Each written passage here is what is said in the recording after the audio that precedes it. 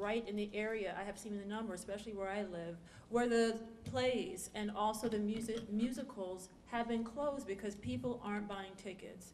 People aren't interested. So there's a concern for me as a psychologist that if we as role models and leaders, we need to think about our children and what message are we sending to them about this crisis. So there is definitely an economic and art crisis, but there's a psychological crisis as well because we want children to be inventive, creative, and also to develop ideas, not just through paper and words, but through art. And I think that's something that we need to continue to look at.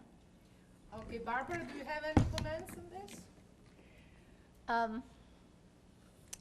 Well, I think, you know, when I was talking about the large auction houses in trouble right now, that's pretty indicative of what's happening as it trickles down to the local galleries. The local galleries are not doing well right now. They're not selling. And that's difficult. It's difficult for the artist, and I'm talking the visual artist right now because that's my area, that's what I know. It's hard. It has been a very good market for even mid-level artists in recent years because the economy has been so good. And so people can invest in art as much as what you say.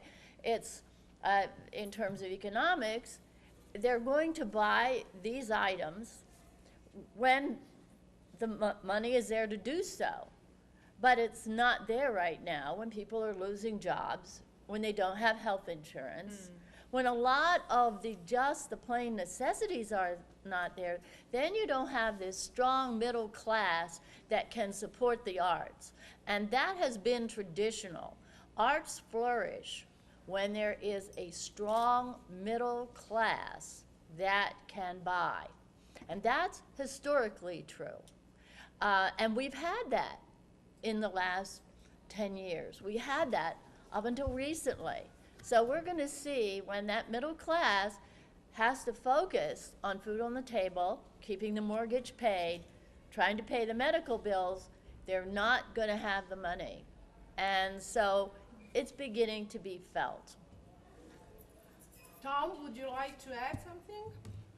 Yes, I think, and off of what Tammy was saying about the free plays here and very little attendance, I think a location is an issue here. I know we have an incredible gallery here. We hold 8 exhibitions, 8 receptions a year, and it's just not in the main gallery area of this greater Washington area.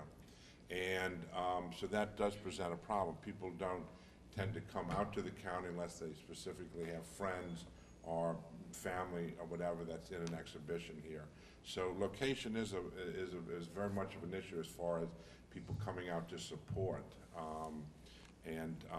You know, again, advertising would be good, you know, to try to get it out there. But even the newspapers now don't have, you know, they've cut down on their art critics and their reviews.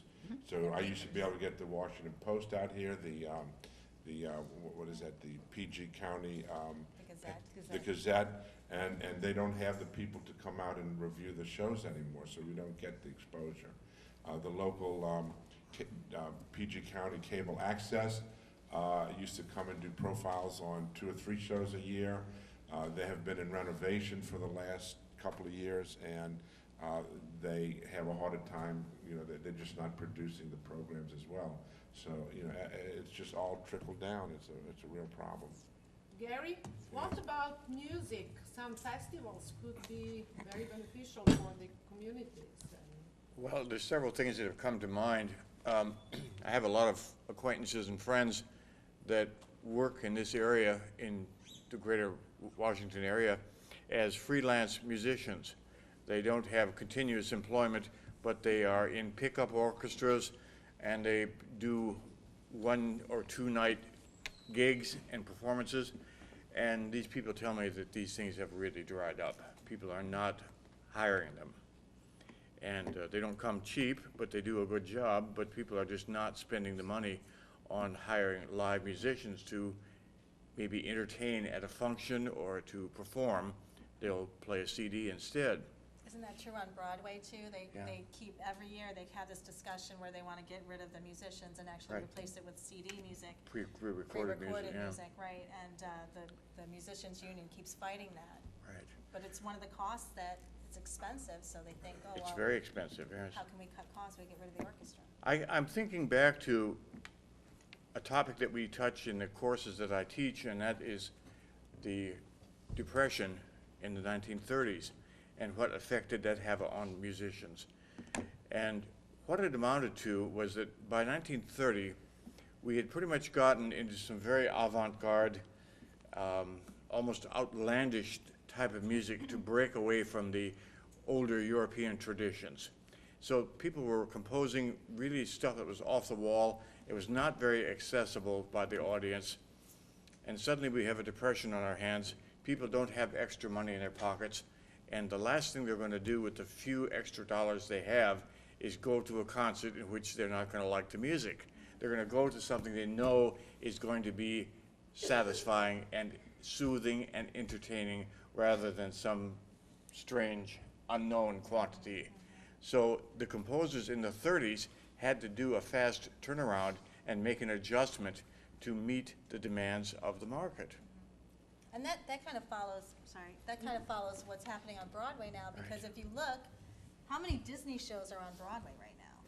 You know, how many movies that are now made into musicals are on Broadway now? Because producers don't want to take a risk on something that is unknown, that they're going to have to market harder and explain harder to the audience when they can just take The Little Mermaid and throw it up on the stage and go, here you go. It works. Here's the movie, right? Yeah.